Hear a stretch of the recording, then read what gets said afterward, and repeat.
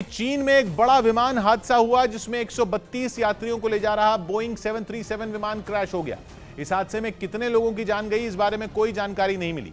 हादसे का शिकार विमान की चाइना ईस्टर्न एयरलाइंस का है, जो क्रैश होकर पहाड़ों के बीच जा गिरा, जिसे दूर से देखकर ऐसा लगा कि कोई बड़ा सा पत्थर ऊंचाई से नीचे गिर रहा हो। ये विमान पहाड़ों के बीच गिरा, जिसके बाद उसमें लगी आग की खौफनाक तस्वीरें आईं। चारों ओर पहाड़ और बीच में जलता हुआ बोइंग 737, जिसे देखकर लगा कि ना उस विमान का कोई हिस्सा बचा होगा और ना ही उसमें बैठे लोग। विमान से निकलने वाला धुआं तो इतना घना था कि उसने पहाड़ों तक को ढक लिया और थोड़ी देर के लिए वो नजर आना बंद हो गए। ये घना धुआं मीलों दूर से नजर आया। थोड़ी देर बाद विमान के कुछ टुकड़ों की तस्वीरें भी सामने आई।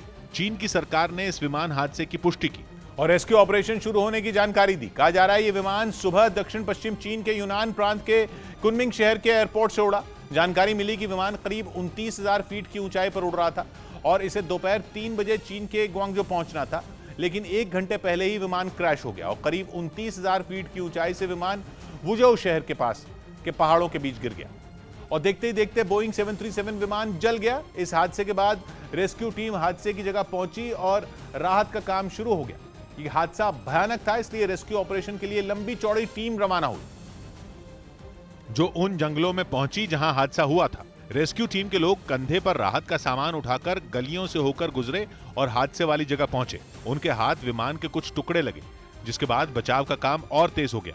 चाइना ईस्टर्न एयरलाइंस का जो बोइंग 737 हादसे का शिकार हुआ वो 6.5 साल पुराना बताया गया। वैसे दुर्घटनाओं के मामले में बोइंग 737 का रिकॉर्ड कुछ अच्छा नहीं है और इसी वजह से दुनिया के कई देशों ने इसका इस्तेमाल बंद कर दिया था, जिसकी शुरुआत 2018 में इंडोनेशिया में हुए विमान हादसे से हुई थी, जिसमें 246 लोगों की मौत हो गई थी। जिसके बाद इथियोपिया में 2019 में बोइंग 737 विमान हादसे का शिकार हो गया।